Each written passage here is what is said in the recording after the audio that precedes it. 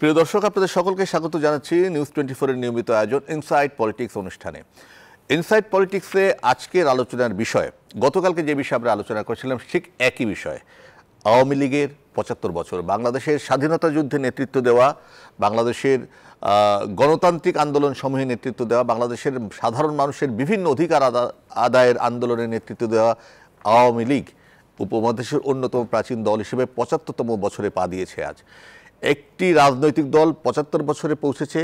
এই 75 বছর পথ চলতে গিয়ে তাকে যে বিভিন্ন চড়াই উতরাই পার হতে হয়েছে জন্মলগ্ন থেকে এই পর্যন্ত, এবং এর ভেতরে যে একটি দেশের সৃষ্টি করতে সক্ষম হয়েছে তারা, সেটা একটা ঐতিহাসিক শুধু নয়, একটা বিস্ময়কর ঘটনা। একই সঙ্গে তাদেরকে হারাতে হয়েছে বহু কিছু, রক্ত ঝরাতে হয়েছে প্রচুর। এমনকি দলের সবচাইতে প্রাণ পুরুষ যিনি, বঙ্গবন্ধু শেখ মুজিবুর রহমান, যিনি পরবর্তীকালে 1971 মুক্তিযুদ্ধের প্রেক্ষাপটে জাতির পিতা, তাকেও সপরিবারে নৃশংসভাবে হত্যা করার মতো ঘটনা সহ্য করতে হয়েছে এই দলটিকে। এরপরও এই দলটি গত 15 বছর বেশি সময় ধরে এবং টানা 3 দফা নির্বাচনের ভেতর দিয়ে ক্ষমতায় রয়েছে। কেমন গেল আওয়ামী লীগের 75 বছর? তার সাফল্য কোথায় ছিল, ব্যর্থতা কোথায় ছিল, আলোচনা কি, সমালোচনা কি, সেগুলো নিয়ে আমরা তুলে ধরবার চেষ্টা করব ইনসাইড পলিটিক্সের এই বিশেষ আয়োজনে। এই আয়োজনটি আজকে 2 ঘন্টার আয়োজন, আপনারা আমাদের সঙ্গে থাকবেন, কারণ আওয়ামী লীগের মতো দলের আলোচনা 2, 4, 10 মিনিট, 30 মিনিট, 40 মিনিট আলোচনা হয় না, 2 ঘন্টাতে তো হয় না। তারপরেও আমরা চেষ্টা করব যে আওয়ামী লীগের একটা ওভারঅল গ্লিমসেস এখানে তুলে ধরবার জন্য, কারণ যাদেরকে দেখেছি তারা এ সম্পর্কে ধারণা দিতে পারবেন বলে আমাদের ধারণা। আমাদের সঙ্গে রয়েছেন জাতীয় পার্টি জেপির মহাসচিব, যিনি ছাত্র অবস্থায় থেকে শুরু করে এ পর্যন্ত আওয়ামী লীগের ঘরের সঙ্গে ওতপ্রোতভাবে জড়িত এবং আওয়ামী লীগের রাজনীতির সঙ্গে দীর্ঘ সময় যুক্ত ছিলেন, শেখ শহীদুল ইসলাম, আপনাকে স্বাগত জানাচ্ছি। বলা চলে আওয়ামী লীগের আতুর ঘরের সদস্য তিনি। রয়েছেন নিরাপত্তা বিশ্লেষক ও রাজনীতি বিশ্লেষক অবসরপ্রাপ্ত মেজর জেনারেল মোহাম্মদ আলী শিকদার, আপনাকে স্বাগত জানাচ্ছি। রয়েছেন বাংলা বিচিত্রা ও রাজনীতি, রয়েছেন অনুসন্ধানী সাংবাদিক জুলফিকার আলী মানিক, আপনাকে স্বাগত জানাচ্ছি। এবং রয়েছেন বাংলা বিচিত্রা পত্রিকার সম্পাদক এবং রাজনীতি বিশ্লেষক সুভাষ সিংহ রায়, আপনাকেও স্বাগত জানাচ্ছি। আমি অবশ্যই এখানে যেহেতু আতুর ঘরের মানুষ রয়েছেন, যদি আমি এইভাবে বলি, শেখ শহীদুল ইসলাম, আজকে তার অবস্থান যেখানে যে অবস্থা হোক না কেন, কারণ কি জন্য জানি না আমরা এখনো পর্যন্ত আওয়ামী লীগের আলোচনা তাকে আগে খুঁজি, এবং কি জন্য জানি না, আবার সবাই জানি, সেই জন্য তাকে দিয়ে শুরু করতে চাই। শেখ শহীদুল ইসলাম, আওয়ামী লীগের 75 বছর, এই প্রশ্নটা আমি গতকালকেও করেছিলাম, আজকে আবার এই প্রশ্ন দিয়ে শুরু করতে চাইছি যে আওয়ামী লীগের 75 বছর আমরা যখন এর উচ্চারণ করি, আপনার কাছে তখন কি প্রতীতি হয়? আপনার সাথে কোন চিত্রগুলো ফুটে ওঠে, কোন ঘটনাগুলো মনে হয়? আপনাকে ধন্যবাদ যে আজকে একটা অত্যন্ত সময় উপযোগী বিষয় নিয়ে এই আলোচনাটা সূত্রপাত করেছেন, এবং এই আলোচনায় অংশগ্রহণের জন্য আমাকে আমন্ত্রণ জানিয়েছেন। একই সঙ্গে আমি নিউজ 24-এর দর্শক শ্রোতাবৃন্দদেরকেও আন্তরিক অভিনন্দন জানাই। আমি আমার বক্তব্যের সূচনাতে এই শুভ লগ্নে আওয়ামী লীগের সকল নেতা কর্মী যারা আওয়ামী লীগকে আছেন তাদেরকে শুভেচ্ছা জানাই, এবং একই সঙ্গে যারা এই প্রতিষ্ঠান করতে গিয়ে জীবন দিয়েছেন, মুক্তিযুদ্ধে জীবন দিয়েছেন, তাদের সকলের প্রতি আমি গভীর শ্রদ্ধা নিবেদন করছি। বিশেষত এই প্রতিষ্ঠানের যারা প্রাক্তন নেতৃবৃন্দ ছিলেন, আমি তাদের স্মৃতির প্রতি গভীর শ্রদ্ধা নিবেদন করছি, যাদের মধ্যে আছেন প্রতিষ্ঠাতা সভাপতি মৌলানা আব্দুল হামিদ খান ভাসানী, এবং পরবর্তীতে যিনি সভাপতি হয়েছিলেন জনাব আব্দুর রশিদ তলকোবা আগিস, এই দুজনকে। আর এই পুরো আওয়ামী লীগের পিছনে যে প্রাণ শক্তি ছিল সেটা ছিল হোসেন শহীদ সোহরাওয়ার্দীর, তার কথাও এখন আমি গভীর শ্রদ্ধাভরে স্মরণ করছি। এই প্রতিষ্ঠানকে যিনি পরিপূর্ণতা দান করলেন তিনি জাতির জনক বঙ্গবন্ধু, তার কথা গভীর শ্রদ্ধার সঙ্গে স্মরণ করছি। এবং একই সঙ্গে স্মরণ করতে হয় অগণিত আওয়ামী লীগ নেতা এবং কর্মীকে, যারা এই 75 বছরে আওয়ামী লীগ করতে গিয়ে, দেশকে ভালোবাসতে গিয়ে জীবন দিয়েছেন, যারা শহীদ হয়েছেন, যারা আন্দোলন সংগ্রামে কারাবরণ করেছেন, নির্যাতিত হয়েছেন, তাদের সকলের প্রতি আমার বিনম্র শ্রদ্ধা রইল।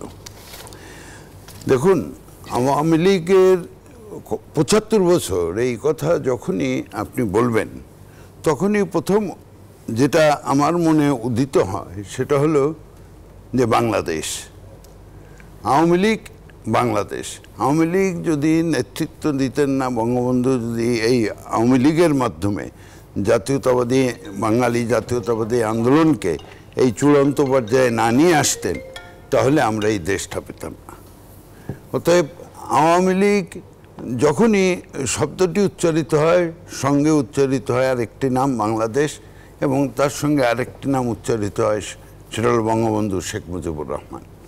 এই তিনটি একদম একই সূত্রে গাঁথা। আওয়ামী লীগ যখনই আপনার মনে হয়, তখনই মনে হয় 1952 সালের ভাষা আন্দোলনের কথা, যেটা সেই সময় একমাত্র বিরোধী রাজনৈতিক সংগঠন আওয়ামী লীগ ছিল, যারা এই আওয়ামী লীগ। তখনই মনে হয় 1954 সালে যুক্তফ্রন্টের সেই নির্বাচনের কথা, যে নির্বাচনের মাধ্যমে প্রকৃতপক্ষে এই ভূখণ্ড থেকে মুসলিম লীগ নামক সাম্প্রদায়িক সংগঠনটাকে নির্মূল করা হয় 1954 সালের নির্বাচনের মধ্য দিয়ে।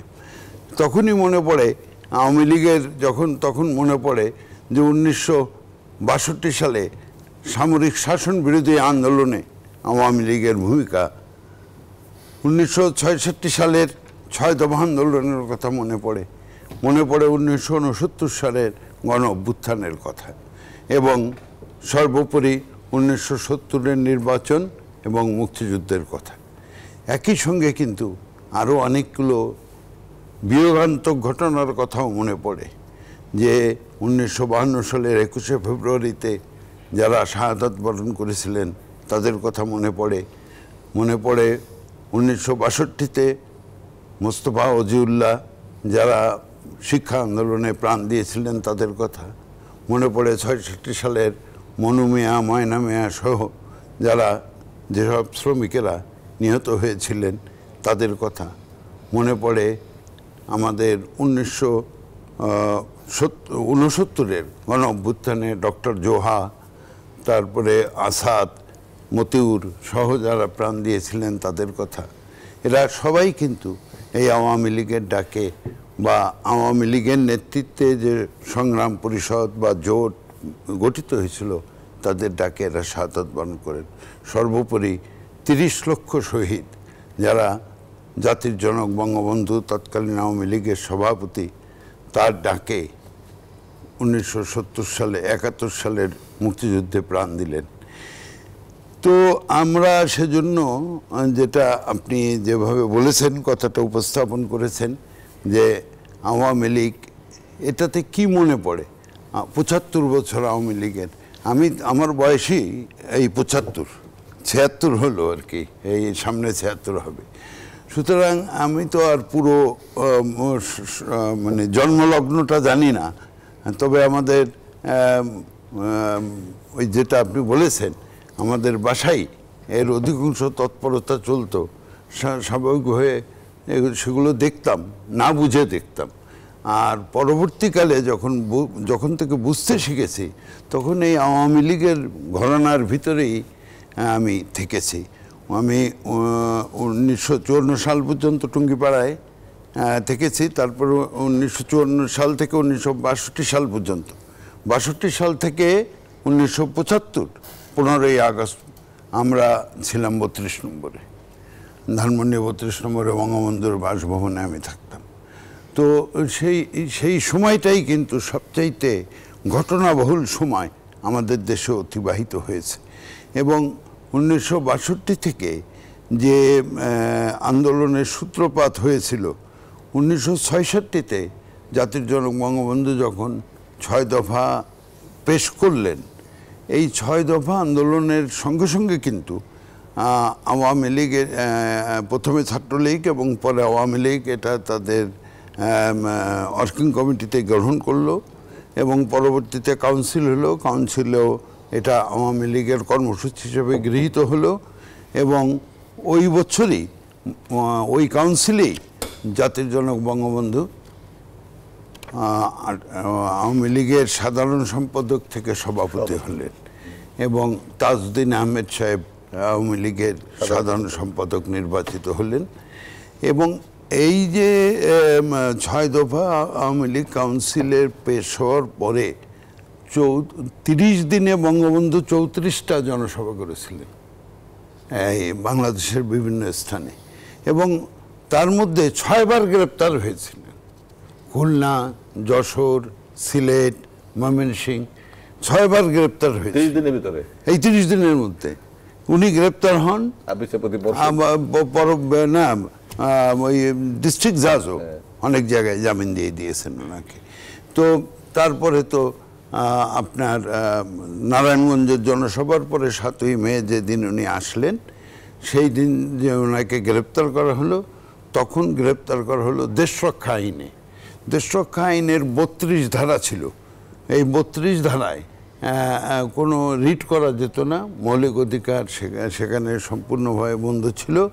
বিশেষ করে তখন আপনি জানেন যে 1965 সালে পাক ভারত যুদ্ধ হয়।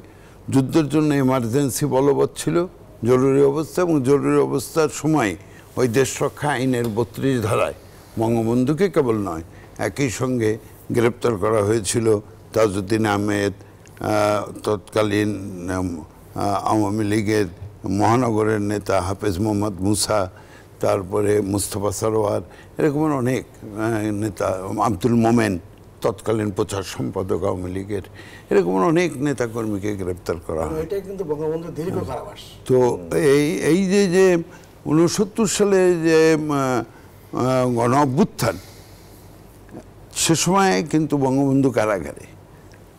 1968 সালে তাকে আগরতলা ষড়যন্ত্র মামলায় ইনভলভ করা হয় 18ই জানুয়ারি। 18ই জানুয়ারিতেও ওই আগরতলা ষড়যন্ত্র মামলায় বঙ্গবন্ধুকে ইনভলভমেন্টের বিরুদ্ধে, তাকে ইসের বিরুদ্ধে আমরা প্রতিবাদ করেছিলাম। জগন্নাথ কলেজ থেকে মিছিল এসেছিল এবং সেই মিছিলে আমরা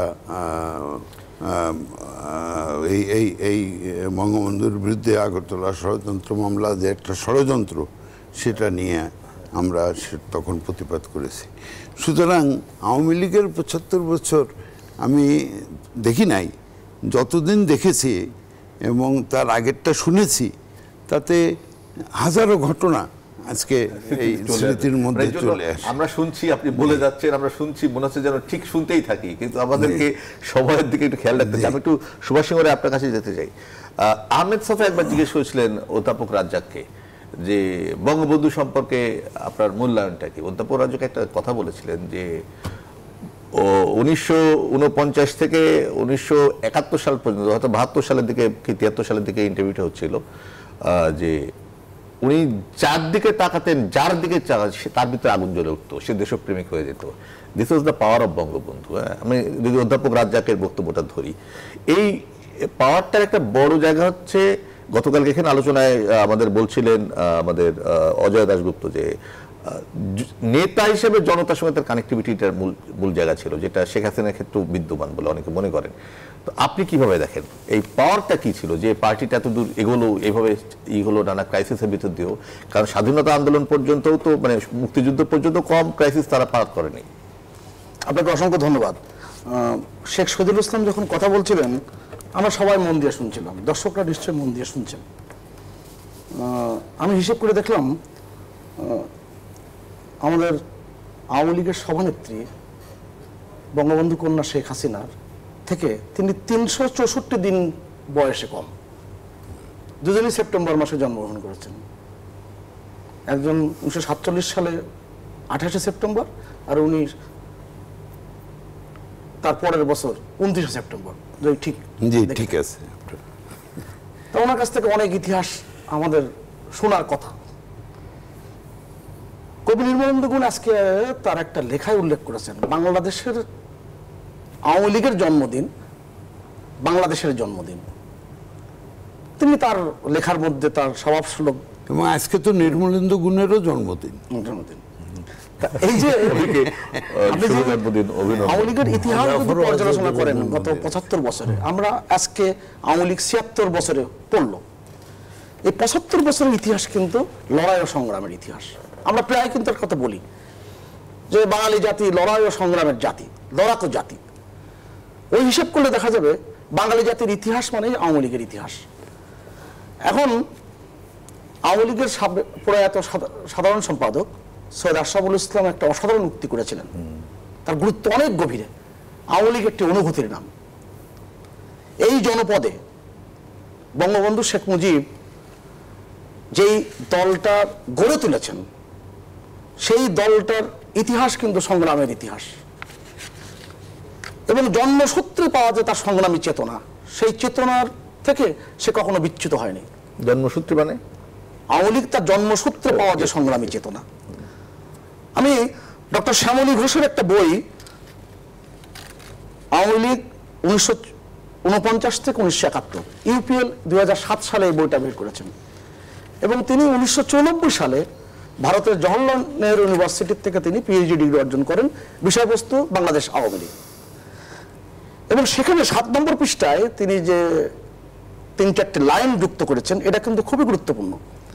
তিনি বলছেন, ওয়াকিবহাল সূত্রে জানা যায় যে ভাষা আন্দোলনের বিষয়ক বিতর্ক অংশগ্রহণ ছাড়াও পূর্ব পাকিস্তান আওয়ামী মুসলিম লীগের কর্মীরা 1951 সালে আদমশুমারি চলাকালে গণনাকারীদের নিকট জনগণ যাতে তাদের উর্দু ভাষার জ্ঞানের কথা স্বীকার না করে সে বিষয়ে বোঝানোর জন্য এরা অভিযান চালায়।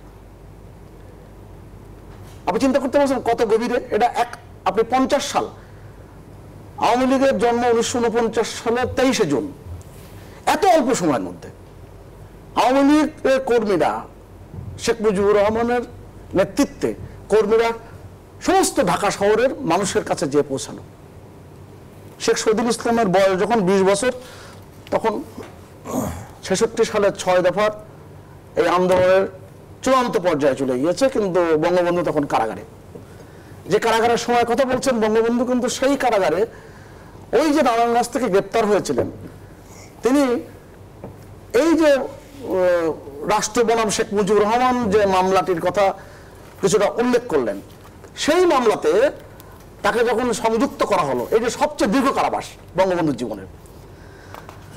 এবার কি আরো বলছেন কি, তারা যে এই ব্যাপারে সফলকাম হয়েছিল সেন্সাস কমিশনের মন্তব্য থেকে তা জানা যায়। কমিশনের মন্তব্যটা কি ছিল? তারা লিখেছিল এই অঞ্চলে 1.5% মানুষ উর্দু সামান্য বুঝতে পারেন, লেখা তো দূরের কথা।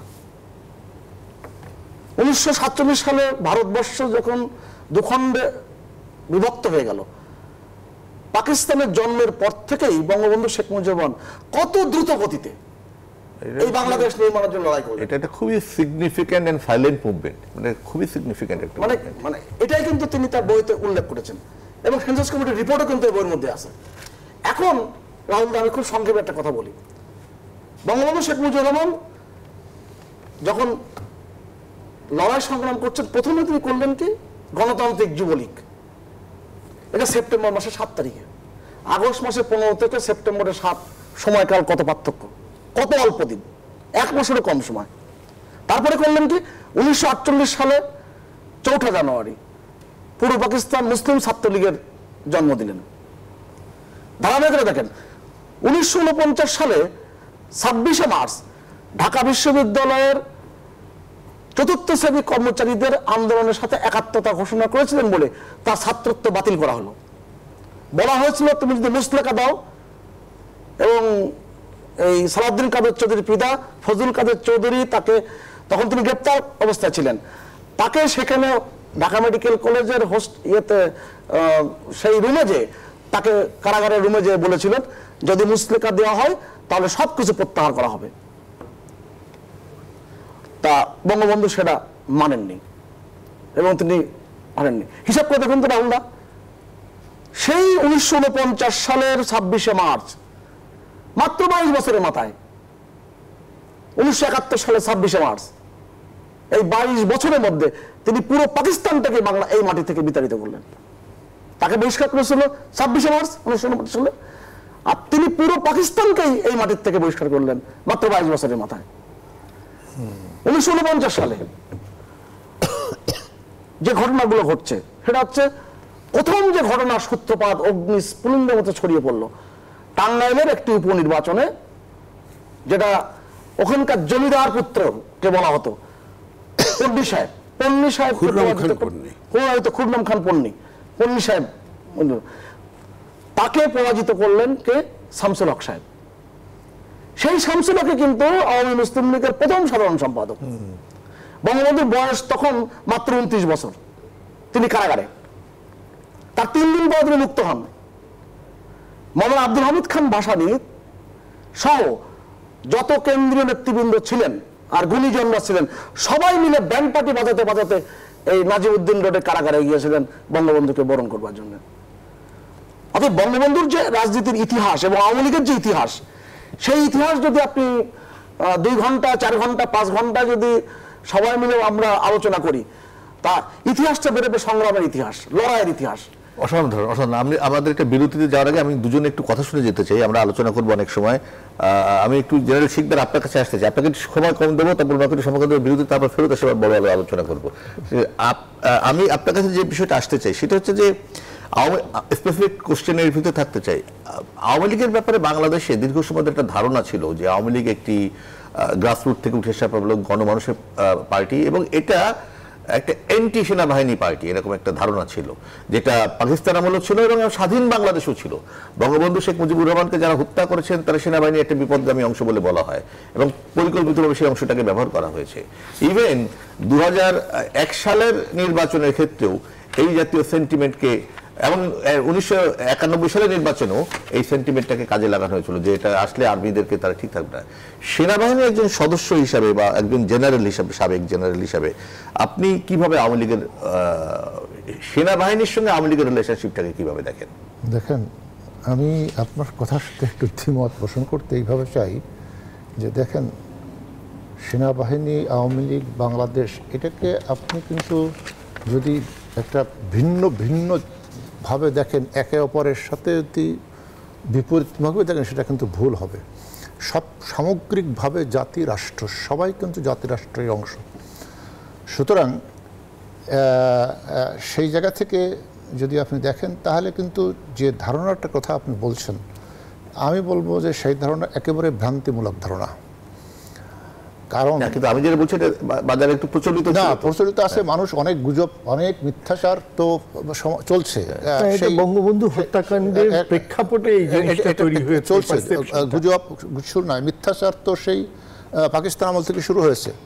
আপনি এই শহীদ ভাই তো সাক্ষী যে যখন বাংলাদেশের মানুষ তার স্বাধিকার আন্দোলন, অধিকার আন্দোলনে সব কিছু করেছে, তখনই কিন্তু এই মিথ্যাচার করে বলা হয়েছে এরা সব ভারতের দালাল, এরা বাংলাদেশের চায় না। সেই মিথ্যাচার ছিল। তবে আপনি যদি বঙ্গবন্ধুর একেবারে শুরু থেকে শেষ পর্যন্ত দেখেন, উনি, আমার বহু অফিসার আমার জানা আছে, বাঙালি অফিসার, যারা পাকিস্তানের সময় কোনো কারণে হয়তো ওনার সাথে যোগাযোগ বা করেছেন, তারা যখন ওনার কাছে গিয়েছেন, তারা সেনাবাহিনীতে যাওয়ার জন্য যাচ্ছেন, তখন বঙ্গবন্ধু তাদেরকে উৎসাহিত করছেন যে তোমরা সেনাবাহিনীতে যোগদান করো, এবং এটা পরবর্তীতে আমাদের কাজে লাগবে, তোমরা এই দেশের সন্তান।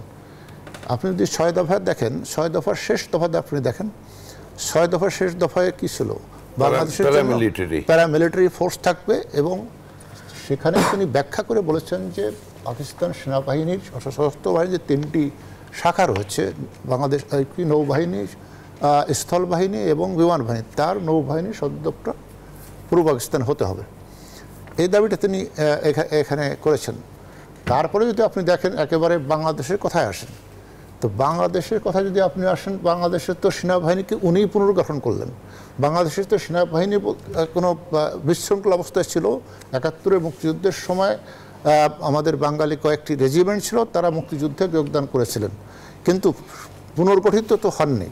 তো বাংলাদেশের কিন্তু প্রথম সেনাবাহিনী পুনর্গঠিত করলেন তিনি, এবং তিনি যদি সেনাবাহিনীর প্রতি এই ধরনের কোনো ধারণা থাকতো বা আওয়ামী লীগের থাকতো, একটা সেনাবাহিনীর সবচাইতে গর্বের যে জায়গাটি, সেটি হলো সেই দেশের মিলিটারি একাডেমি।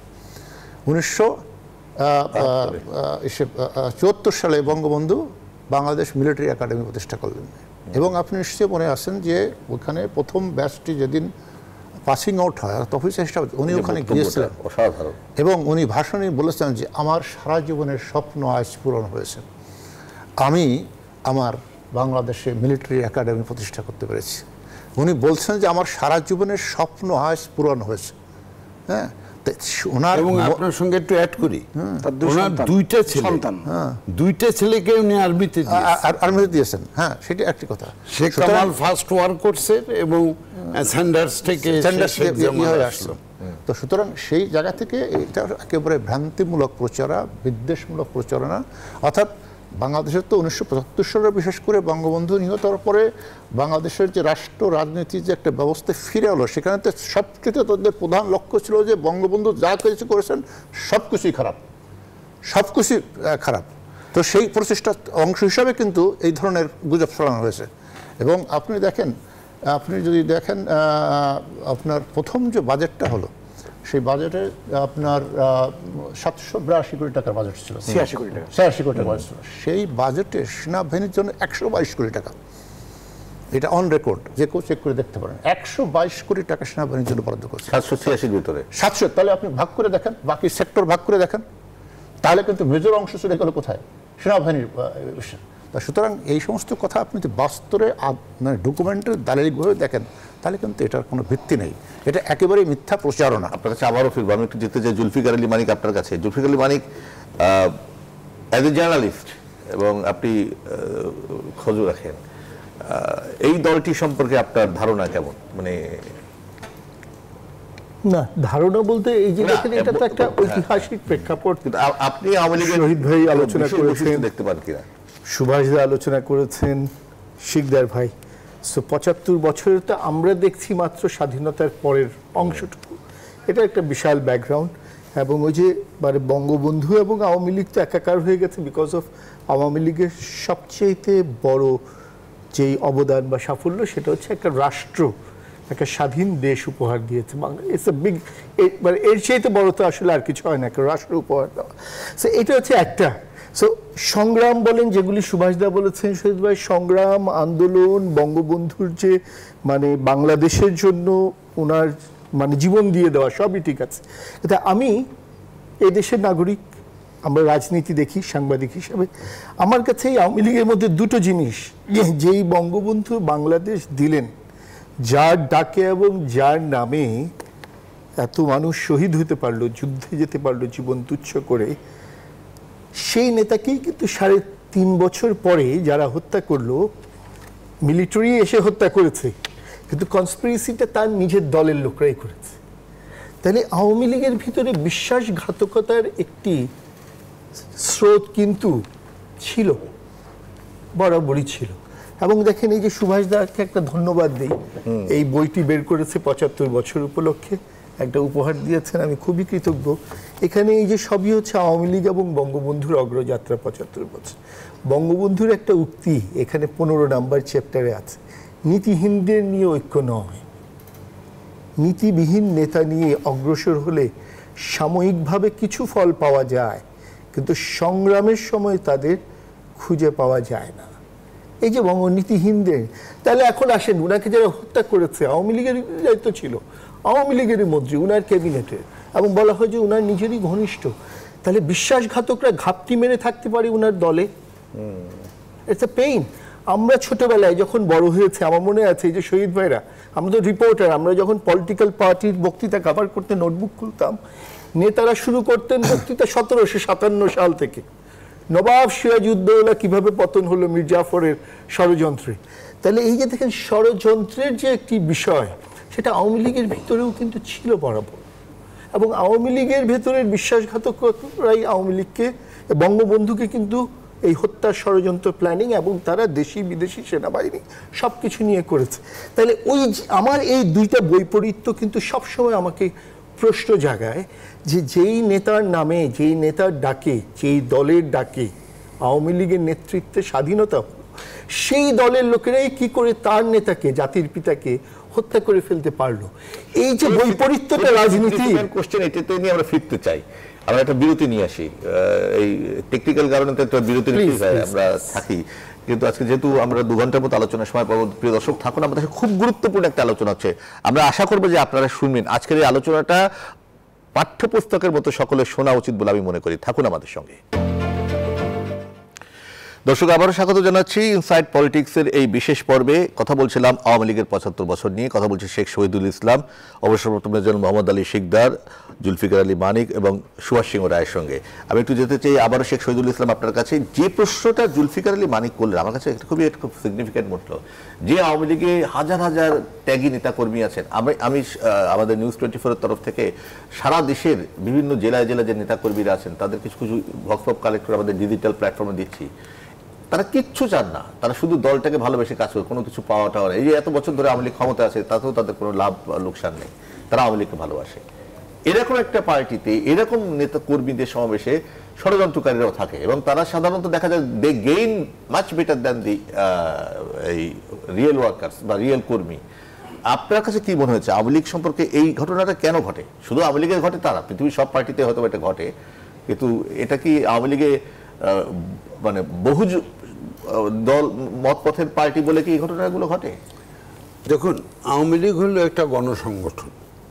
গণসংগঠনে কাউকে ঢুকতে হলে এই কমিউনিস্ট পার্টিতে যেরকমের একটা নিয়ম আছে যে তাদের ঢুকতে হলে তাদের মেম্বারশিপের স্তর আছে, সেই স্তরগুলো পার হইতে হয়। এমনকি জামাত ইসলামেরও স্তর আছে, কি রোকন টোকন কি হয়ে তারপরে তাদের পুরো সদস্যপদ পাইতে হয়। গণসংগঠনের তো এটা নাই। এটা না থাকার ফলে যে কোনো একজন লোকই আজকে দাবি করতে পারে যে আমি আওয়ামী লীগের, কারণ আমি আওয়ামী লীগের আদর্শ বিশ্বাস করি, বঙ্গবন্ধুর আদর্শ বিশ্বাস করি। এবং বর্তমানে সিচুয়েশন এমন যে গাছের পাতাও আওয়ামী লীগ করে এখন। এই এই এই বর্তমানে এমন একটা অবস্থা যাচ্ছে যে গাছের পাতাও আওয়ামী লীগ করে, এরকমের একটা অবস্থা। কারণ আওয়ামী লীগ ক্ষমতায় আছেন, আওয়ামী লীগের নেত্রী শেখ হাসিনা, তার কোনো এখানে প্রতিদ্বন্দ্বী নাই এবং তিনি দেশ যেভাবে পরিচালনা করছেন, যেভাবে দেশের উন্নতি হচ্ছে, তাতে সকলেই এখন আওয়ামী লীগে ঢুকে গেছে মনে হচ্ছে, এরকমের একটা ভাবসাব। এই যে যে গণসংগঠনের ভেতরে সবসময় আপনার এই দ্বিমত হতে পারে, এবং দ্বিমত হতে পারে গণসংগঠন কেন, কমিউনিস্ট পার্টিতেও দ্বিমত হয়েছে। এই সোভিয়েত কমিউনিস্ট পার্টিতে মেনশেভিক আর বলশেভিক দুই গ্রুপ ছিল এক সময়। তো আমরা দেখেছি যে আওয়ামী লীগে এটা কোনো নতুন ঘটনা নয়। আওয়ামী লীগের যখন প্রথম জন্ম হলো তখন মাওলানা আব্দুল হামিদ খান ভাসানী এটার সভাপতি, মূল নেতা পেছন থেকে হোসেন শহীদ সরওয়ার্দী, বঙ্গবন্ধু তরুণ নেতা শামসুল হক সাহেব, তিনি নিরুদ্দেশ হয়ে গেলেন, পাগলের মতন হয়ে গেলেন। তখন বঙ্গবন্ধুকে সাধারণ সম্পাদকের দায়িত্ব দেওয়া হলো। তো এই যে সাধারণ সম্পাদকের দায়িত্ব দেওয়া হলো, তারপরে আওয়ামী লীগ 54 সালের নির্বাচন করলো। দেখেন, নির্বাচনের পরপরই যেহেতু ওই ক্যাবিনেটে যদিও শেরে বাংলা একে ফজলুল হক কৃষক শ্রমিক পার্টি থেকে তিনি মুখ্যমন্ত্রী হয়েছিলেন, কিন্তু ওখানে কিন্তু মূলত অধিকাংশ সদস্য ছিল আওয়ামী লীগের। সুতরাং বঙ্গবন্ধু যখন মন্ত্রী হলেন ওই দিনই তো ষড়যন্ত্র শুরু হলো, আদমদীতে রাইট হলো। উনি শপথ অনুষ্ঠান থেকে আদমদীর রাইট থামাতে চলে গেলেন এবং 17 দিনের মাথায় সেই মন্ত্রী সভা ডিসলভ করা হলো। তখন ওই পাকিস্তান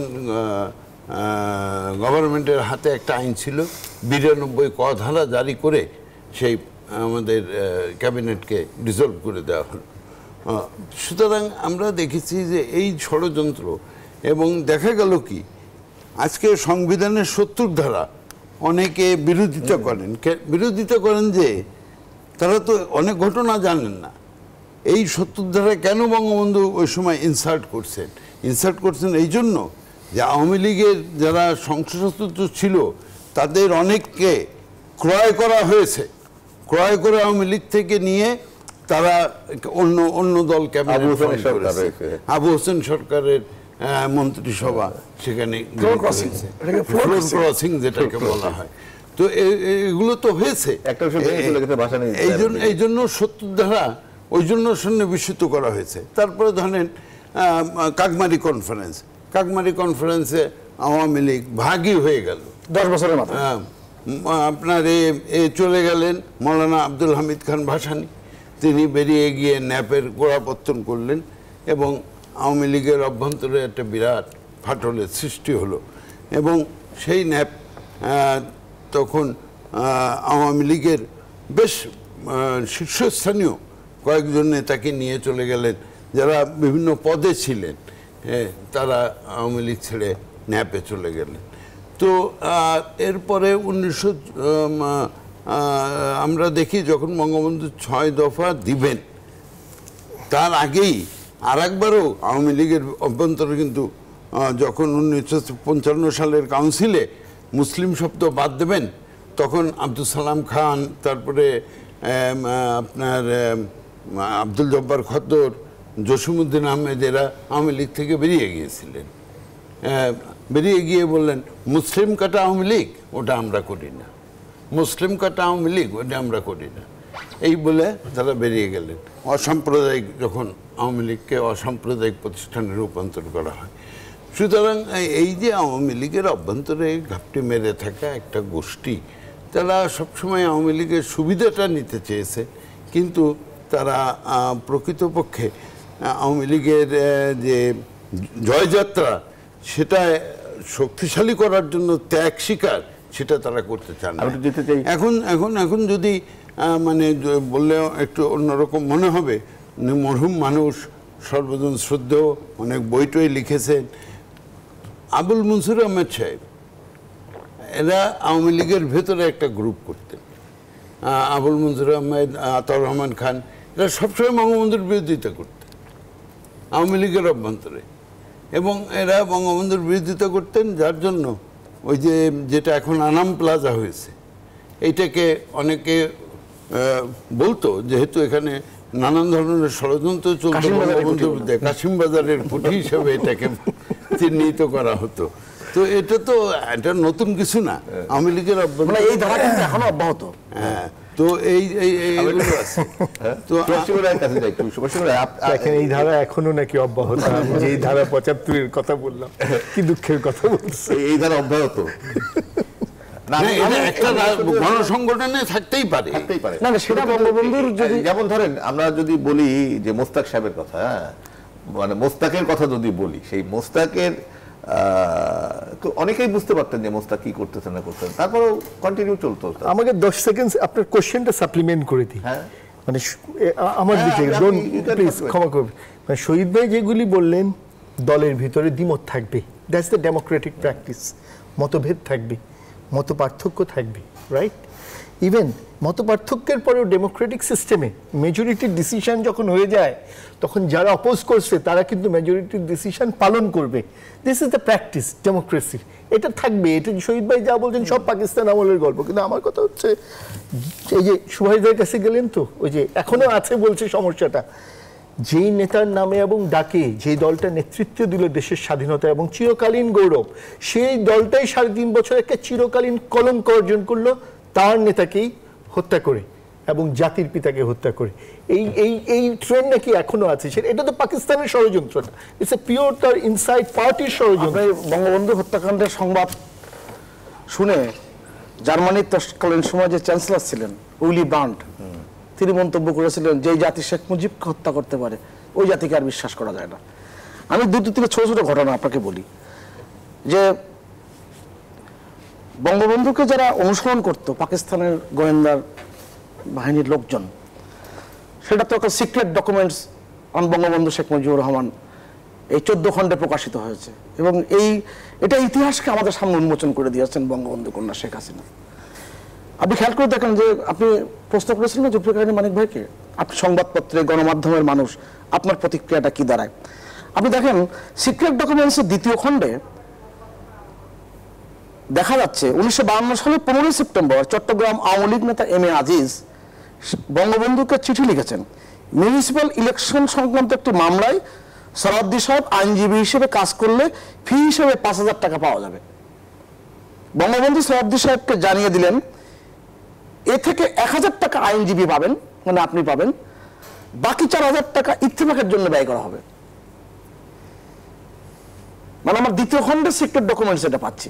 আর বঙ্গবন্ধুর যে আত্মত্যাগের কথা আর আপনি যে বললেন যে দলের ভিতরে যে ঘাপটি মেরে থাকা ষড়যন্ত্রকারীরা, সেই ঘাপটি মেরে থাকা ষড়যন্ত্রকারীদেরকে শেখ শহীদ অনেকবার দেখেছেন, কাছ থেকে দেখেছেন। বঙ্গবন্ধুর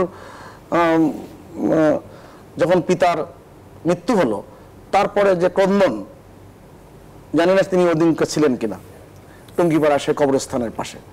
কার ক্রন্দন? খন্দকার মোস্তাকের। হ্যাঁ, তা এটা এই ইতিহাস বাঙালি জাতির ভিতরে অনেকভাবে আছে। যেমন তো নিরশ্রী চৌধুরী বলতেন আত্মঘাতী বাঙালি। একটা বিরতি নিতেই হবে, বিরতি নিয়ে ফিরছি। আপনি থাকুন আমাদের সঙ্গে, প্রিয় দর্শক থাকুন আমাদের সঙ্গে। দর্শক আবার স্বাগত জানাচ্ছি ইনসাইড পলিটিক্সে। আওয়ামী লীগের 75 বছর এই নিয়ে আলোচনা করছিলাম, কথা বলছিলেন সুভাষ সিংহ রায়। আপনাকে আবার থামিয়ে দিয়ে গিয়েছিলাম, আপনি যদি শেষ করেন। মানে এখন বিস্তৃত আলোচনা হচ্ছে। হ্যাঁ, এই আলোচনাটা খুবই গুরুত্বপূর্ণ একটা আলোচনা মনে করছি আমি।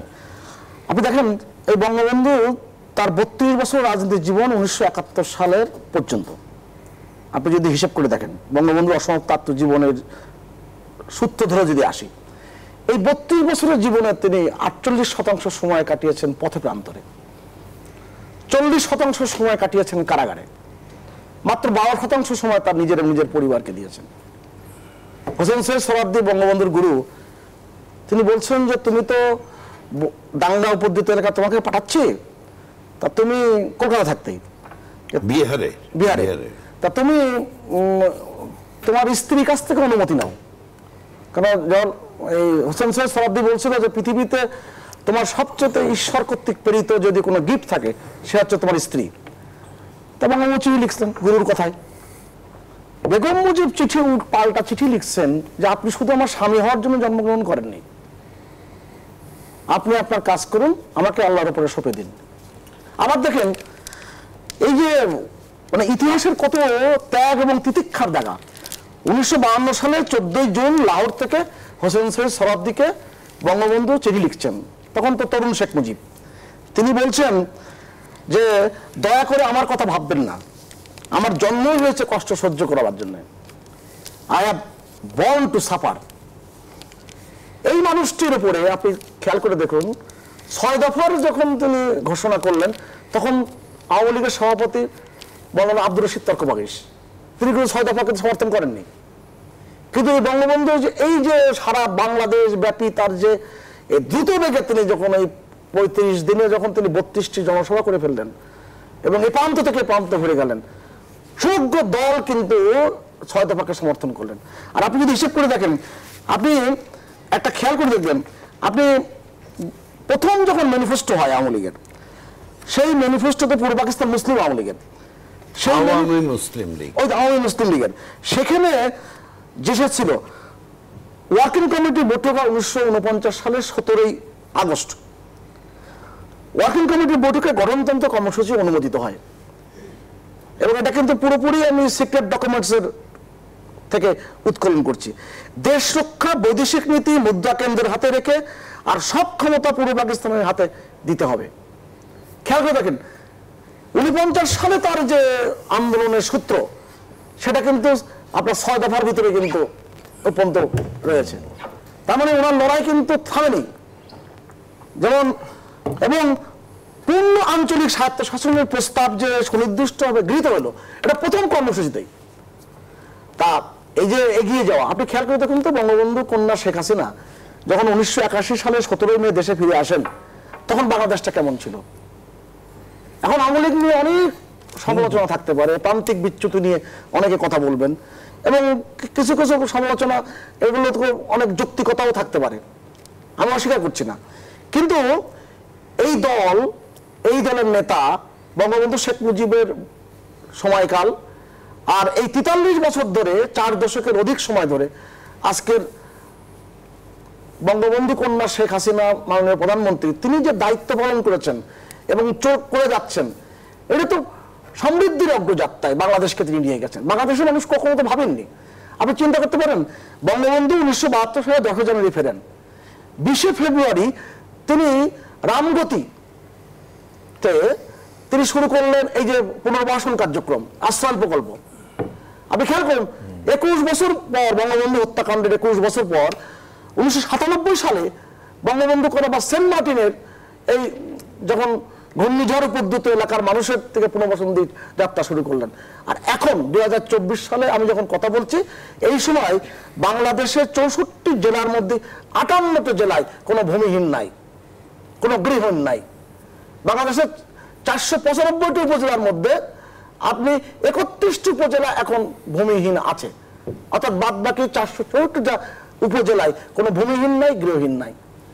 অর্থাৎ এই যে মানুষের জীবনমানের উন্নয়ন, এবং বাংলাদেশে আজকে অতি দারিদ্র্যের সংখ্যা মাত্র 5.6%।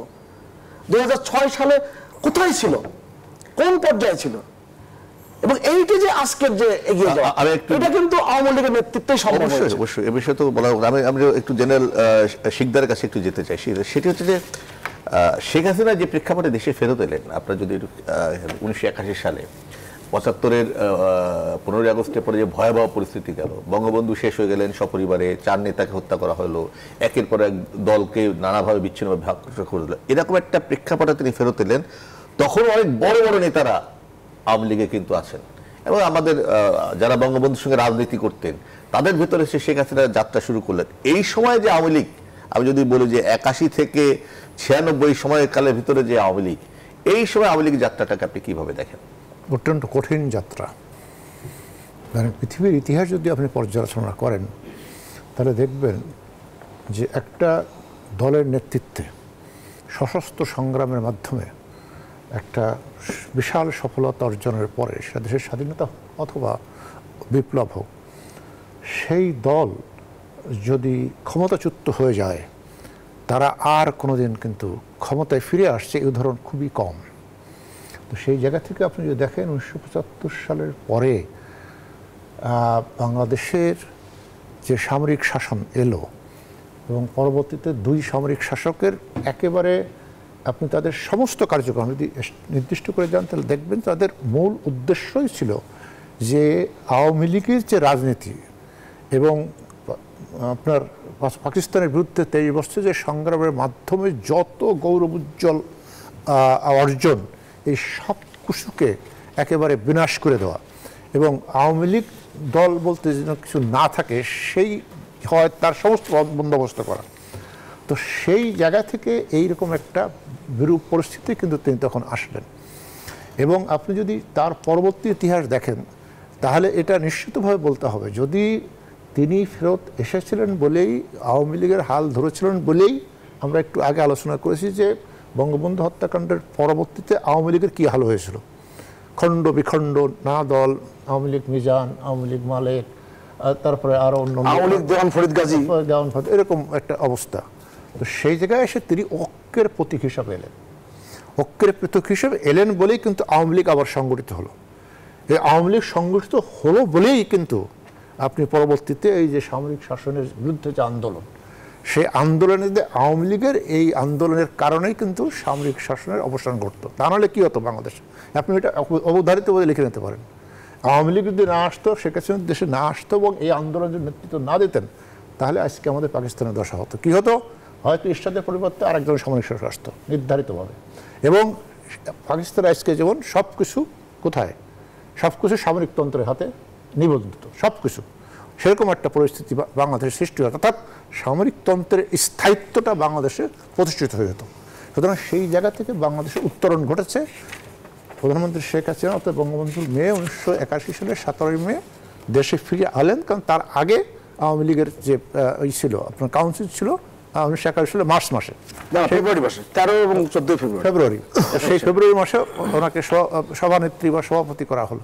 তো সেই কারণে ফেরত আসলেন বলেই কিন্তু তখন এটা হলো, এবং সেই কারণেই কিন্তু আপনি দেখবেন যে তারা যখন এই কারণেই যখন দেখবেন একই কারণে সূত্র যে তারা যে আওয়ামী লীগ এবং আওয়ামী লীগের যে রাজনীতি, অসম্প্রদায় না আছে ধর্মরক্ষার যে রাজনীতি, সেই রাজনীতি বাংলাদেশের কোনো প্রতিষ্ঠিত না হতে পারে, এইটা যে একেবারে সেই সামরিক শাসকদের এবং তাদের পরবর্তী ঔরসজাত যে রাজনৈতিক পক্ষ, তাদের যে সংকল্প, সেই সংকল্পের কারণেই কিন্তু তারা দেখা যায় যে আমরা তো দেখি যে 21 বার তাকে হত্যা করার চেষ্টা হলো। কেন? দেশেতে আরও কত প্রধানমন্ত্রী ছিলেন, কত দেশনেত্রী ছিলেন, কত কিছু ছিলেন আপনার রাষ্ট্র, কারো প্রতি একটা গায়ে তো শেখ হাসিনাকে 21 বার হত্যা করার জন্য চেষ্টা করা হলো কেন?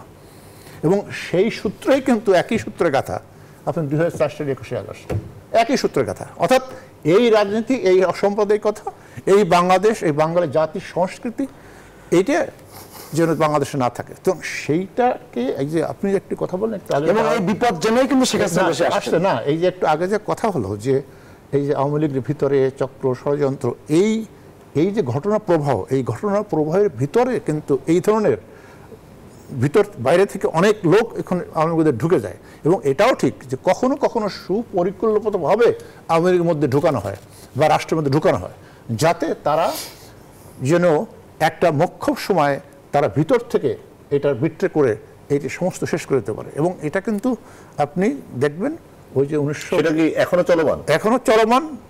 এবং আপনি বঙ্গবন্ধু যে হত্যাকাণ্ড যেটা আলোচনা হলো, আপনি দেখবেন যে 1972 সালের পরে আপনার এই ক্ষেত্রটি প্রস্তুত করার খাতে এই পরিকল্পনাটি নেওয়া হয়েছে, অর্থাৎ ভিতরে ঢুকিয়ে দাও, অর্থাৎ ভিতরে ঘরের শত্রু বিভীষণ বলে একটা কথা, ভিতরে ঢুকিয়ে দাও। ঢুকিয়ে দিলে তারা ভিতর থেকে যখন এই সংকটটা তৈরি করবে তখন বাইরের থেকে আক্রমণটা অনেক সহজ হয়। অর্থাৎ ভিতরে যদি শত্রু সৃষ্টি হয়ে যায়, বাইরের থেকে শত্রুদের আক্রমণ করা অনেক সহজ হয়ে যায়, সফলতা লাভ করে। সেই ঘটনা কিন্তু 1972 সালের পর থেকে শুরু হয়েছিল এবং সেই কারণেই কিন্তু বঙ্গবন্ধু নিহত হলেন। তো সুতরাং সেই জায়গা থেকে যদি আপনি যে উত্তরণ করেছেন, এটা অসাধারণ একটা আপনার যে একটা প্যারাডাইম শিফট অফ বাংলাদেশের রাষ্ট্র ও রাজনীতির বিষয়ে। এই যে শেখ হাসিনার বিষয়ে আলাপ করবো, আগে রাজনীতি শেষ। আমি একটু মানিক আপনার কাছে একটু যেতে চাই, সেটা হচ্ছে এই শেখ হাসিনা সম্পর্কে যদি বলি যে, এবং যেটা আপনি বলছিলেন, কি আপনি জার্নালিস্ট হিসেবে আপনি কি এরকম কোনো ট্রেট বা এরকম কোনো গুণাবলী আইডেন্টিফাই করেন যে এইটা থাকলে এই লোকটা আওয়ামী লীগের হবে, এইটা থাকলে এই লোকটা বিএনপি হবে, জামাত ইসলাম হবে, কমিউনিস্ট পার্টি হবে, আদার্স পার্টির লোকজন হবে, এরকম কি স্ট্রেট ট্রেট ভাগ করা সম্ভব?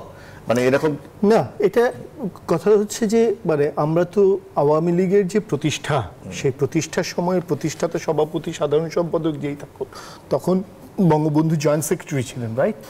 কিন্তু ঘটনা হচ্ছে আজকে তো আওয়ামী লীগ পরিচিত হচ্ছে বঙ্গবন্ধুর নামে। কারণটা কি? উনি একটা দেশের স্বাধীনতা দিয়েছেন, না এর চাইতে বড় অ্যাচিভমেন্ট তো একটা পার্টির আর কিছু হতে পারে না।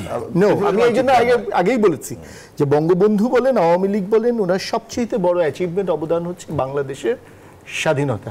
আর সবচেয়ে পার্টি হিসেবে আওয়ামী লীগের সবচেয়ে বড় কলঙ্ক হচ্ছে সে তার নিজের নেতা এবং জাতির পিতাকে হত্যার ষড়যন্ত্র বিশ্বাসঘাতকরা তার দলের ভেতরেই ছিল এবং এটা ইমপ্লিমেন্ট করেছে। এখন এই যে আপনি যে আদর্শিক জায়গা বলছেন, ডেফিনেটলি আমরা এই যে বঙ্গবন্ধুর নিজের যে অসমাপ্ত আত্মজীবনী বলেন, অন্যান্য যাই বলেন, আপনি আওয়ামী লীগের নানান দলিল দস্তাবেজ, এই যে দেখেন এখানে ইন্টারেস্টিং, এই যে ওই যখন আওয়ামী মুসলিম লীগের পরেই তো এখানে ওনার অসমাপ্ত আত্মজীবনী থেকেই জিনিসটা গ্রন্থে দিয়েছে যে একটি অসাম্প্রদায়িক রাজনৈতিক প্রতিষ্ঠান হবে।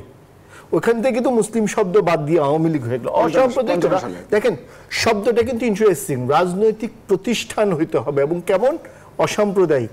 তাইলে আপনি তো আলাদা করার কথা যে আওয়ামী লীগ যারা করে তারা কি হবে, তারা চিন্তা চেতনায়, কথায়, বার্তায়, জীবনের আচার আচরণে, বক্তৃতায়, সব কিছুতে তার মধ্যে একটা ধর্মনিরপেক্ষ ধর্মবিশ্বাস থাকবে ব্যক্তিগত, কিন্তু রাষ্ট্র এবং রাজনীতিতে একটা ধর্ম ব্যাপারে নিরপেক্ষতা থাকবে, দৃষ্টিভঙ্গি, অসাম্প্রদায়িক চেতনা থাকবে, একটা উদারতা থাকবে, সহিষ্ণুতা থাকবে, রাইট?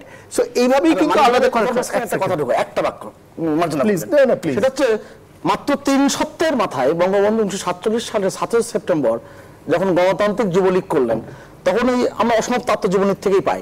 তিনি তার ডায়েরিতে লিখছেন গণতান্ত্রিক যুবলীগ তিনি কেন করেছিলেন। উনি বললেন যে একটি কমনাল হারমোনি তৈরি করবার জন্য, যাতে হিন্দুরা দেশ ত্যাগ না করে।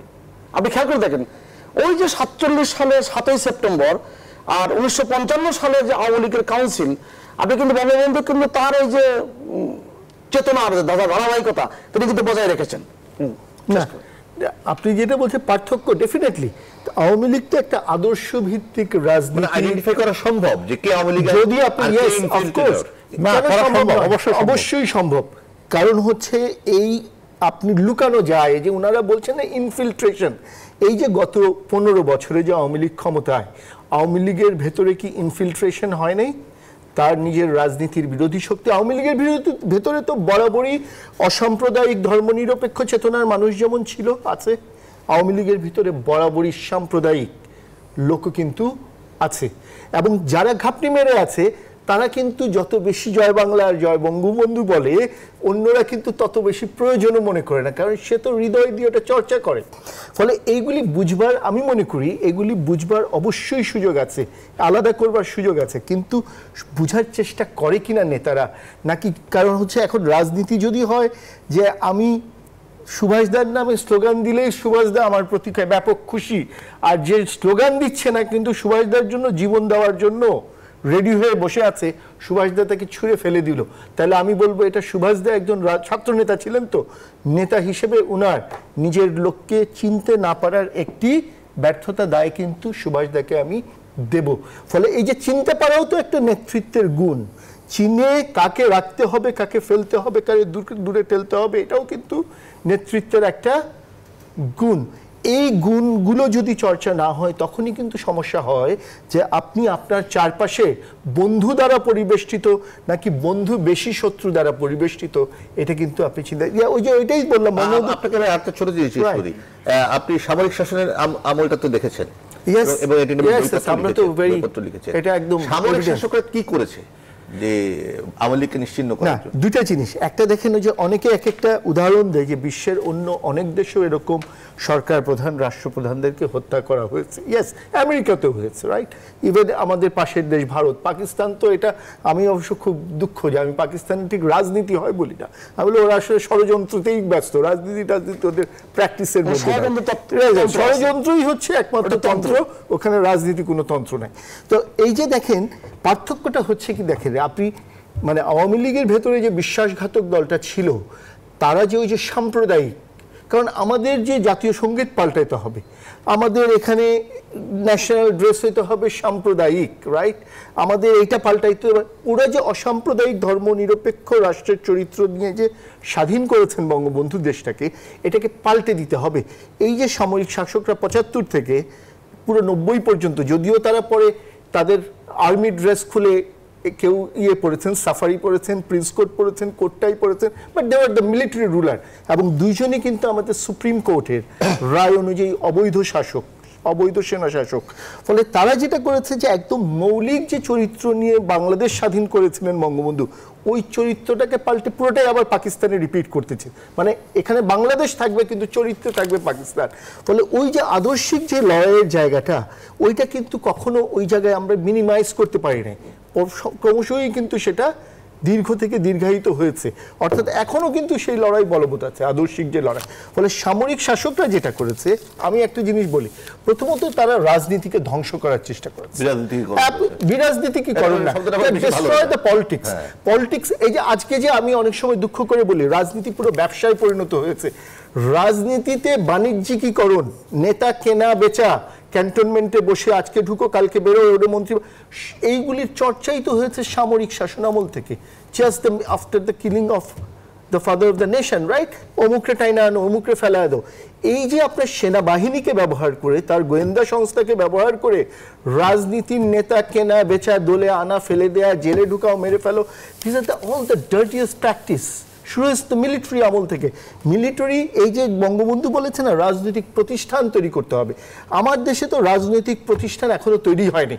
প্রতিষ্ঠান তৈরির আগেই রাজনীতির চর্চাকে ডিস্ট্রয় করে ফেলার যে পুরো প্রক্রিয়াটা, এটা শুরুই তো হয়েছে আমাদের মিলিটারি শাসকদের দিয়ে। তারপরে এখন তো আমরা রাজনীতিটাই ঠিক মতো চাকা ঘুরাতে পারছি না, প্রতিষ্ঠান তো বহু দূরের কথা। আমাদের 2 মিনিট সময় পাবো বিরতি রেখে, আপনি কিছু বলবেন? জি, আমি বলতে চাই এটা যে দেখুন, আওয়ামী লীগ সংগঠনগতভাবে এখন যেখানে আছে, এই যে সুদীর্ঘকাল তারা ক্ষমতায় আছে, ক্ষমতায় থাকলে যে দোষগুলো একটা রাজনৈতিক সংগঠনের আর প্রকাশিত হয়, বিশেষ করে বিরোধী পক্ষের, আমার মনে হয় যে আওয়ামী লীগের উচিত এখন এই বিষয়গুলোর দিকে বেশি দৃষ্টি দেওয়া। যেমন প্রশাসনে দুর্নীতি, যেমন জনগণ যেন সরকারি এজেন্সিগুলোর কাছ থেকে যথাযোগ্য সেবা পায় তা এনশিওর করা, এবং যেটাকে বলা হয় সুশাসন প্রতিষ্ঠা। তো এই বিষয়গুলো, এবং একই সঙ্গে জঙ্গিবাদ, সাম্প্রদায়িকতা, এই শক্তিগুলো যাতে মাথাচাড়া দিয়ে না উঠতে পারে সেদিকে লক্ষ্য রাখা। আমার মনে হয় আওয়ামী লীগের এখন সময় এসছে এই বিষয়গুলোর দিকে দৃষ্টি দেওয়া। এবং আমার এটাও মনে হয় যে আওয়ামী লীগের অভ্যন্তরে এখন আওয়ামী লীগ নন আদর্শগতভাবে এরকমের একটা বিরাট অংশ আছে, তাদেরকেও চিহ্নিত করা প্রয়োজন।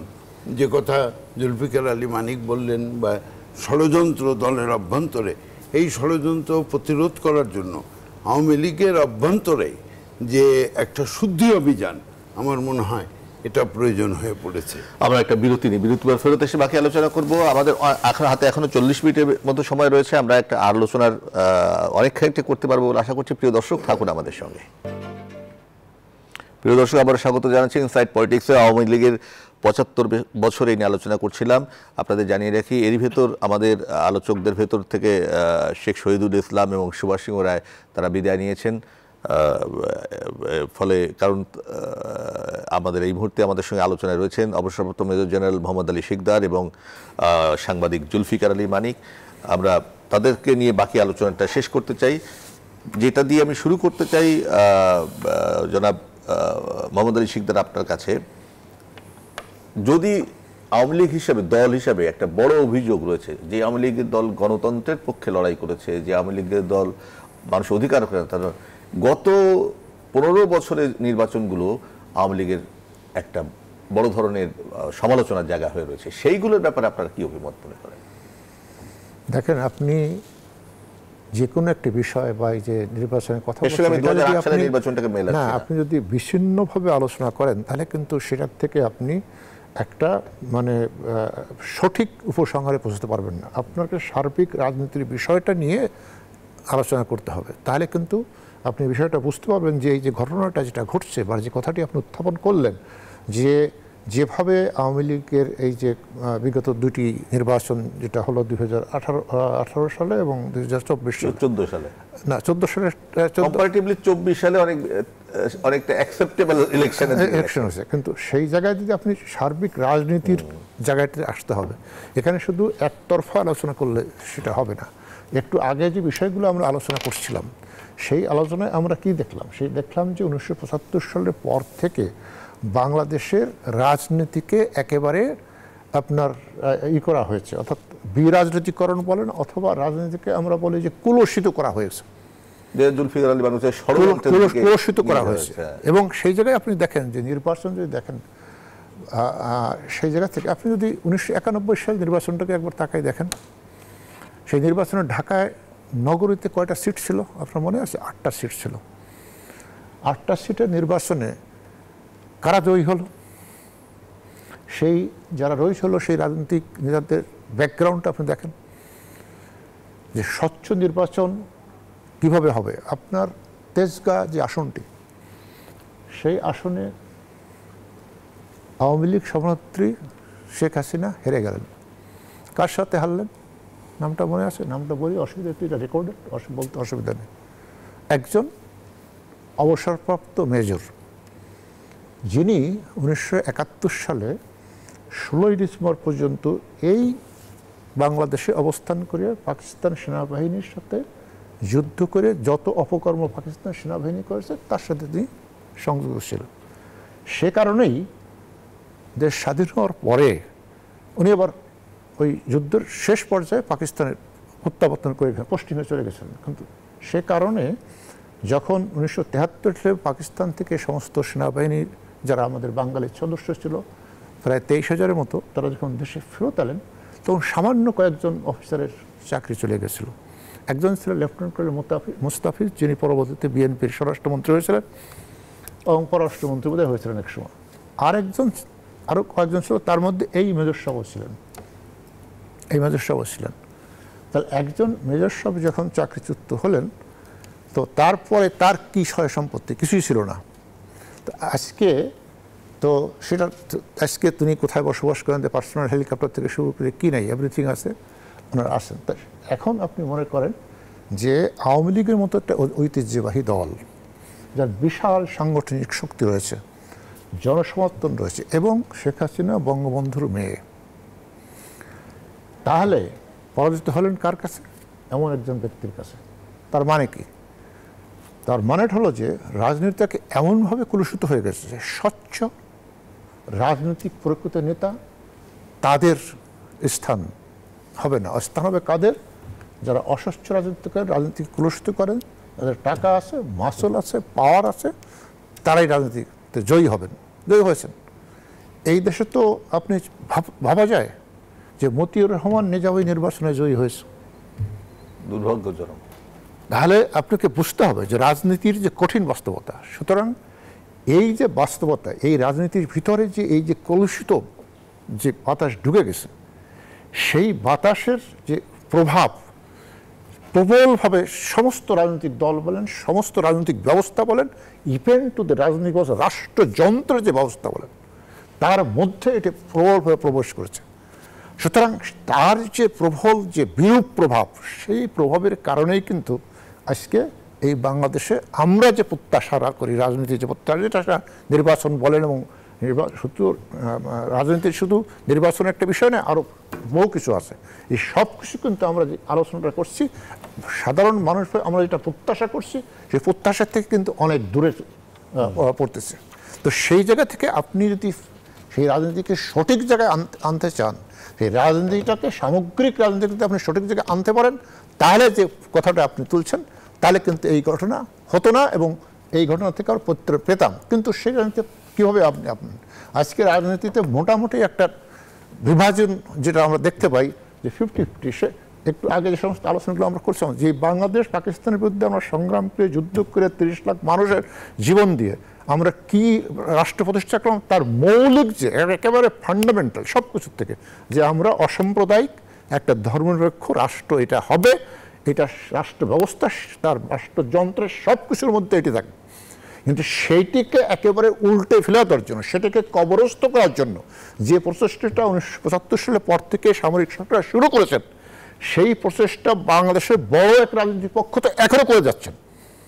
তো এখনও যেহেতু করে যাচ্ছেন, সুতরাং সেই জায়গায় সেই লড়াই যখন চলছে, সেই লড়াইয়ের মধ্যে যখন আপনি যাচ্ছেন, তখন ওই যে অসুর অপশক্তিকে পরাজিত করবার জন্য আপনি যুদ্ধ, রক্ত আমরা হানাহানি চাই না, কিন্তু তারপরে কিন্তু আপনি অসুর শক্তিকে পরাজিত করতে অস্ত্র ধারণ করতে হবে, অস্ত্র ধারণ করতে হয়।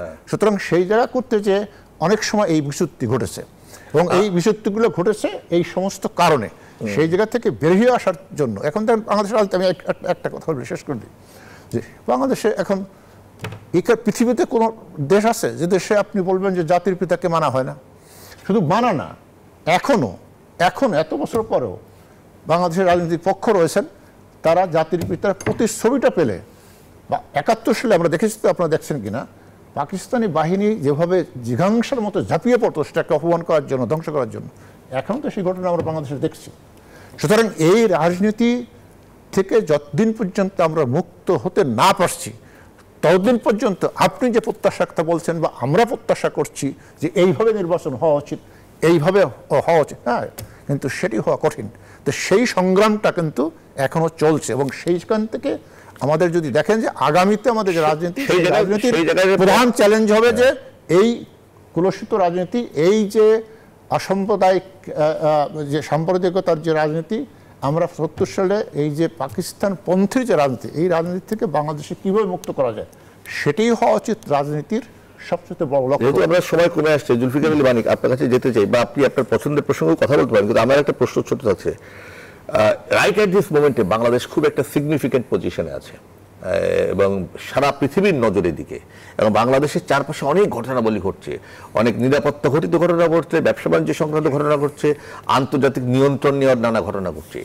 এইরকম জায়গাতে আওয়ামী লীগের মতো দল ক্ষমতায় রয়েছে। আপনি কি মনে করেন যে যে সিচুয়েশনগুলো আসছে, রাজনৈতিক দল হিসেবে তাদের কি কোনো ভূমিকা পালন করার আছে আওয়ামী লীগের? না, এখন একটা সরকার দায়িত্ব পালন করছে, আওয়ামী লীগেরই সরকার। না, ডেফিনেটলি এখানে একটা জিনিস দেখেন যে আমাদের এখানে তো সবসময় একটা সমালোচনার জায়গা তৈরি হয়, যখনই যেই দল ক্ষমতায় যায় সরকার খুব পাওয়ার এক্সারসাইজ করতে থাকে আর দল খুব দুর্বল হতে থাকে, দলের সাথে মানুষের একটা বিচ্ছিন্নতা তৈরি হতে থাকে। কিন্তু মানে একই সাথে দক্ষতার সাথে সরকার পরিচালনা এবং একই সাথে তার দলের রাজনীতিটাও একই সাথে অগ্রসর করে নেওয়া, দুইটা কিন্তু এই দুটো হচ্ছে গিয়ে সবচাইতে প্রয়োজনীয় কাজ। এখন আমাদের এখানে যেই আপনি যে প্রেক্ষাপটটা বলেছেন, দেখেন আমাদের রাজনীতিতে কিন্তু একটা খুব বড় শূন্যতা আমরা অনেক দিন ধরে দেখি। একটা হচ্ছে সত্যিকার অর্থে যদি একটা পলিটিক্যাল পার্টি বলেন, যেই পলিটিক্যাল পার্টিটা সমাজে শক্তিশালীভাবে প্রভাব ফেলতে পারে, যে কেউ বলবে যে ইভেন আওয়ামী লীগের শত্রুতাও বলবে যে এখন আওয়ামী লীগই হচ্ছে একমাত্র প্রভাব বিস্তারকারী রাজনৈতিক দল। কিন্তু এটার একটা সমস্যা হচ্ছে যে একা একা কিন্তু রাজনীতি করে সবসময় সব লড়াইয়ে যায় না, কারণ এখন লড়াইটা তো শুধু ডোমেস্টিক পলিটিক্সে না, এখানে আপনার আঞ্চলিক, ভূ রাজনৈতিক, বৈশ্বিক এমন অনেক নতুন নতুন ফ্রন্টে সমস্যা সামনে আসছে যে এই রাজনীতিতে আপনার নিজের দেশের ভেতরেই পলিটিক্যাল ফোর্সগুলিকে ঐক্যবদ্ধ করে সেইটাকে আপনার বাইরের যে ইস্যুগুলো আছে সেই জায়গায় কিন্তু একটা বড় ধরনের কাজ করার প্রয়োজন আছে। সো ওই জায়গাগুলোতে তো আমি অবশ্যই মনে করি যে মানে আওয়ামী লীগের নিজস্ব একটা জোট আছে বটেই, কিন্তু আরেকটা জিনিস আছে, সেটা হচ্ছে যে আমাদের এই যে বিরোধী রাজনীতি, যেটা আমরা তো বলি যে এখানে আওয়ামী লীগের একটা রাজনীতি আর হচ্ছে সব এন্টি আওয়ামী লীগ রাজনীতি, কিন্তু এই যে এন্টি আওয়ামী লীগ রাজনীতি হলেও এখানে দেশের স্বার্থে যে কখনো কখনো রাজনীতিক অভ্যন্তরীণ দলাদলি বাদ দিয়ে এক হতে হয়, এই পলিটিক্যাল এডুকেশনটা আমাদের কখনো কিন্তু হয় নাই। এটা একটা খুব বড় সমস্যা। বিরতিবার ফেরত এসে বাকি আলোচনা করছি। প্রিয় দর্শক থাকুন, আমরা একটু পরে ফিরছি। দর্শক আবারও স্বাগত জানাচ্ছি। ইনসাইড পলিটিক্সে কথা বলছিলাম বাংলাদেশের প্রধান রাজনৈতিক দল এবং এই মুহূর্তে যারা ক্ষমতায় রয়েছেন বাংলাদেশ আওয়ামী লীগের ৭৫ বছর নিয়ে।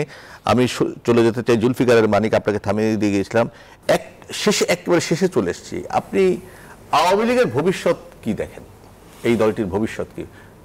এর যে বিবর্তন করবার যে ক্ষমতা, তাতে ভবিষ্যৎটা কেমন বলে মনে হয়? না, একটা তো হচ্ছে যে আওয়ামী লীগ তো মানে সবসময়ই একটা প্রতিকূল রাজনৈতিক পরিবেশে বেড়ে ওঠা দল, ফলে তার মধ্যে ওই সংগ্রাম করার একটা কিন্তু অসম্ভব শক্তি স্পৃহা আছে। কিন্তু আবার এটাও অস্বীকার করলে হবে না যে এই সংগ্রামটা করেছে কিন্তু বঙ্গবন্ধু করেছেন, এবং তারপরে ৪৩ বছর ধরে ওনার কন্যা শেখ হাসিনা করছেন, যিনি ১৫-১৫.৫ বছর ধরে প্রধানমন্ত্রী। এখন এই সব কিছু ডিপেন্ড করছে নেক্সট লিডারশিপ। আজকে কিন্তু এই যে প্রতিষ্ঠাবার্ষিকীর অনুষ্ঠানে আমি টিভিতে স্টেজটা দেখেছেন নিশ্চয়ই, স্টেজটাতে এই যে এক পাশে জাতীয় ৪ নেতা যারা বঙ্গবন্ধুর জন্য ৭৫ জেলে হত্যাকাণ্ডের শিকার হয়েছেন আপোষ না করার জন্য, আরেক পাশে এই আওয়ামী লীগের এক সময়ের প্রতিষ্ঠাতা যারা একদম শীর্ষস্থানীয় নেতৃবৃন্দ ছিল, আর মাঝের যে মূল ব্যানারটা ওখানে কিন্তু মাঝখানে বঙ্গবন্ধু আছেন, ডান দিকে আপনার প্রাইম মিনিস্টার এখন সভানেত্রী শেখ হাসিনা আছেন। এই প্রথম সম্ভবত, আমি যদি ভুল না করে থাকি, প্রাইম মিনিস্টারের ছোট বোন শেখ রেহানার ছবি আছে ব্যানারে।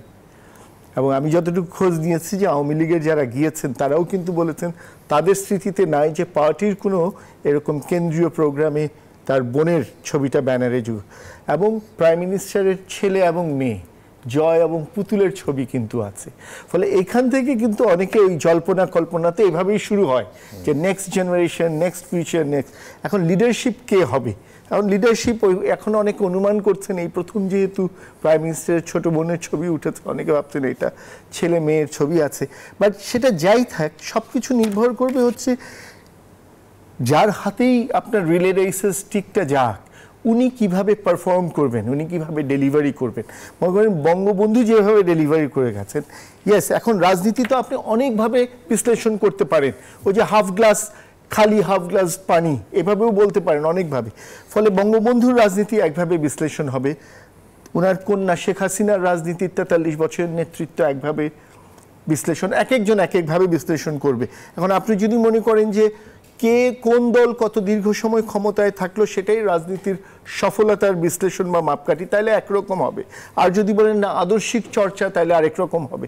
আবার কম্প্রোমাইজ না করে, এরকম নানান রকম ব্যাপার আছে। কিন্তু আপনি যেহেতু ফিউচার বলেছেন, এখন ফিউচার হচ্ছে কার হাতে নেতৃত্বটা যাবে। কারণ আমাদের এখানে একটা জিনিস যদিও আমরা সবসময় বলি যে ব্যক্তির চেয়ে দল বড়, দলের চেয়ে দেশ বড়, কিন্তু এটাও ঠিক যে আবার অনেক সময় অনেক চর্চায়ও দেখি যে অনেক রাজনীতির চর্চায় যে দেশের চেয়েতে দল বড় হয়ে যায়, দলের চেয়ে পরিবার বড় হয়ে যায়, পরিবারের চেয়ে ব্যক্তি বড় হয়ে যায়। কিন্তু আপনি যেভাবেই বিশ্লেষণ করেন, লিডার যিনি হবেন, যার হাতে দলের নেতৃত্বটা পড়বে, তিনি কিভাবে পারফর্ম করবেন, কারণ এখন ওই যে আপনি আগে বলেছেন ব্যক্তিবর্গের সমান হয়ে যায় বঙ্গবন্ধু শেখ কারণ এখন যে এখন ভূ রাজনীতিতে এই যে আমরা গত বছরে যে আমেরিকার চাপ দেখলাম, ইউরোপ, এটা নানান কিছু, তো এখন প্রাইম মিনিস্টার শেখ হাসিনা যেভাবে সাহসের সাথে ট্যাকেল করছেন আঞ্চলিক ভূ রাজনীতিক পলিটিক্স সেটা ওনার পরের যে লিডার উনি ঠিক একই রকম পারফর্ম করবেন, এটা যেমন আমরা পারফর্ম করার পরে বলতে পারবো, নাকি কম করবেন না বেশি করবেন, সবই নির্ভর করবে ফিউচার লিডারশিপের উপরে। জেনারেল শিকদার, আপনি শেষ করতে চান কি বলে? আমি শেষ করতে চাই এই বলে যে বাংলাদেশের গৌরবোজ্জ্বল যত কিছু অর্জন আছে তার সাথে আওয়ামী লীগের নাম ওতপ্রোত হয়ে জড়িত, যেটা আমরা জীবনকে বিভিন্নভাবে আলোচনা করেছি। তো বাংলাদেশের যা কিছু অর্জন বাংলাদেশের মানুষের প্রত্যাশাটা করতে আওয়ামী লীগকে ঘিরেই। তো সুতরাং সেই জায়গাটায় আওয়ামী লীগকে এখন যারা আছেন বা ভবিষ্যতে যারা আসবেন তাদেরকে চিন্তা করতে হবে যে আওয়ামী লীগের ভবিষ্যৎ চ্যালেঞ্জটা কি সামনে আসছে। সেই চ্যালেঞ্জটা যদি সঠিকভাবে তারা আইডেন্টিফাই করতে পারেন তাহলে তারা কোর্স অফ অ্যাকশনটাও সঠিকভাবে নিতে পারবেন, এবং কোর্স অফ অ্যাকশন সঠিকভাবে নিতে পারেন তাহলে চ্যালেঞ্জগুলো উত্তরণ ঘটবে। উত্তরণ ঘটে আওয়ামী লীগ যেভাবে এগিয়ে যাবে, আওয়ামী লীগের যে মূল উদ্দেশ্য ছিল, বঙ্গবন্ধুর যে স্বপ্ন ছিল যে এই দেশ হবে ক্ষুধামুক্ত দারিদ্র্যমুক্ত সোনার বাংলাদেশ, অসম বাংলাদেশ, সেই বাংলাদেশে পৌঁছাবে। তো সেই জায়গায় করতে যেয়ে চ্যালেঞ্জ হলো, আমি মনে করি সবচেয়ে বড় চ্যালেঞ্জটা হলো আওয়ামী লীগের সামনে আগামীতে যে আদর্শগত চ্যালেঞ্জ, অর্থাৎ বাংলাদেশে এই যে বিভাজিত রাজনীতি, যে রাজনীতির একটি বড় অংশ এখনও, যেটা আমরা একটু আগে বলেছি যে মুক্তিযুদ্ধের চেতনা, আদর্শ, দর্শ, চিন্তা বলতে যাকে বোঝায় তার বিপরীতে এই রাজনীতিকে আবার এই জায়গাটা আনা, যে দল ভিন্ন জায়গায় থাকবে, অনেক বড় দল থাকবে, আজকে আওয়ামী লীগ ক্ষমতায় না থাকলে আরেক দল ক্ষমতায় আসবে, কিন্তু মুক্তিযুদ্ধের আদর্শ, চিন্তা, দর্শনের রাজনীতির বাংলাদেশে সুপ্রতিষ্ঠিত হবে। এই জায়গাটা যদি আওয়ামী লীগ তাদের রাজনীতির মাধ্যমে যদি বাংলাদেশকে এইখানে নিয়ে আসতে পারে তাহলে কি আওয়ামী লীগ চিরজীবী হয়ে থাকবে, তারা ক্ষমতায় থাকুক অথবা ক্ষমতায় না থাকুক। শিকদার ধন্যবাদ, জুলফিকার আলী মানিক ধন্যবাদ, শেখ শহীদ ইসলাম, সুভাষ সিংহ রায়কেও আমরা শেষ করছি। শুধু এই কথাটা বলে শেষ করতে চাই যে আমরা প্রত্যাশা করি ৭৫ বছর আওয়ামী লীগ ১০০ বছর পার করবে, এবং ১০০ বছর পার করবে গৌরবের সঙ্গে, ১০০ বছর পার করবে ইতিবাচকতার সঙ্গে, মানুষের আশা আকাঙ্ক্ষা ধারণ করে যেভাবে ৭৫ বছর করে এসেছে, গণমানুষের পক্ষের দল হিসেবে আওয়ামী লীগ টিকে থাকবে এই প্রত্যাশা করেই আমরা শেষ করছি। প্রিয় দর্শক, সবাই ভালো থাকবেন।